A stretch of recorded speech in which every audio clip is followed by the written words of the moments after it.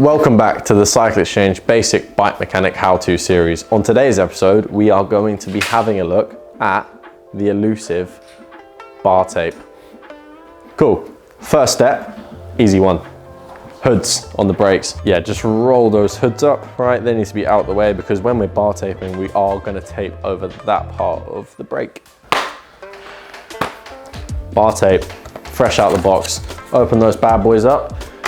Immediately, you will see a pair of cheat strips. Now, these will potentially come in handy later. However, if you are a professional, you will not use them. Lovely. You have a little adhesive strip. So just peel that off, not all the way, just about half, just so you got enough to work with. The first step is the most important.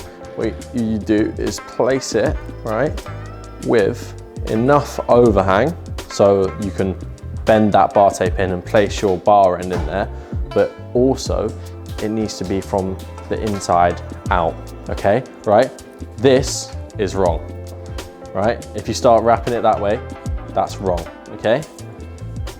That is correct. So you start with it closest to the bike, right? Start with that bit of tape closest to the bike and wrap in towards the bike, always towards the bike. And that is so when you're on the bars, right? And I'll show you this later again. When you're on the bars and you're riding and you're holding the drops or holding it up here, when your arms, your hands will slowly rotate inwards like that. And instead of loosening the bar tape, it tightens the bar tape. Now, for the first wrap, it's very important that you pick a line. So what I like to do is match up this outside of the bar tape with the inside line of that glue in there. You know, pull that bar tape tight. You want that to be really tight, you know, don't be afraid of, you know, giving it a little bit of elbow grease now. Cool, so yeah, match up that side with the side there. Some bar tape has lines on it, which you can follow, but I like to do this. So you can see that I'm following this line with that line of glue there, all the way over and round. All right, as you're wrapping it, just keep that same consistency of gap of width. So stick to that mark, you know, the line of the glue there and the line of here, and just keep that bad boy tight, all right? You don't want to loosen up and slacken off, right? And everyone in your riding group will judge you if you've got uneven spacing on your bar tape. Right. Now, we are slowly approaching the problem child, okay? When you get up here, it's imperative that we keep everything as tight as possible. We're gonna wrap it round the back, over the top of that shifter, right? Bear in mind to keep it really nice and tight. Down into the pocket here, right, of that bit, and then again, back up and over the top there, just like that. And now we're keeping it really tight all the way around there. All right, we're gonna put a couple of wraps in just now on the top there. Cool. Once we've got this extra one done, right, cool. Right, now you've wrapped that successfully, you just need to do a little check, right? Fold that hood back down, right? And if you can see any bar in there or any shifter in there, you've done it wrong, all right? As I mentioned before, that technically is what these bits are for. They are known as cheat strips. And what you would do is before you've wrapped that bit, you would place that in there, wrap it, and that disguises the fact that you didn't necessarily correctly wrap that little bit. Now that's all good, what you're gonna do is just continue to evenly spaced, tightly wrap around the top of your bar. Okay, nice and easy, just following the same spacing that you've done all the way through. You can get rid of that little bit of plastic now. As I said, evenly wrap, nice and tight, all the way along the top bar. just like so. Cool, you can take your time to find the right placement by moving it back and forth like that.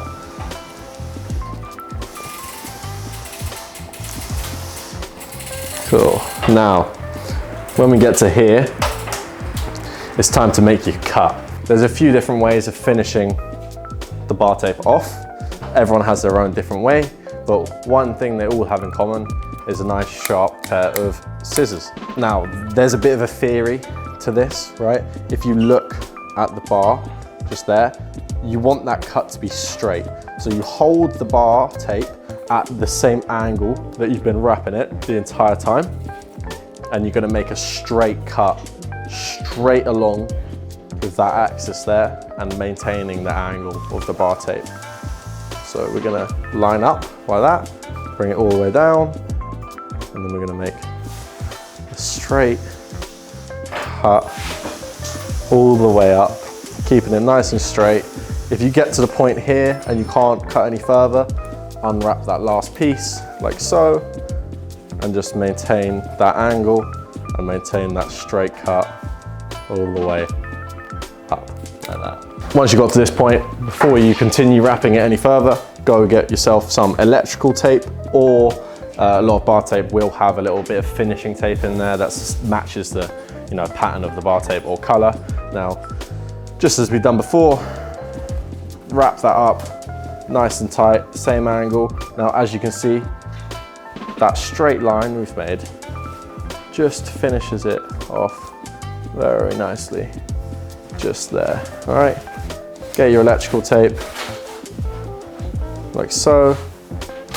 I like to place that cut bit down on the bottom, just at the back there. If you can see how the cut bit is going to rest just on the bottom, right? So you don't see, the cut bit of tape. It's not too nice. It's kind of difficult to talk and do this at the same time. There you go. The cut bit of tape is at the bottom, so it looks nice. And then we're just gonna wrap that electrical tape all the way around, making sure that it's nice and smoothed off. We're not going to overlap. All right, go right up to the edge, there. Just wrap it around, just like so.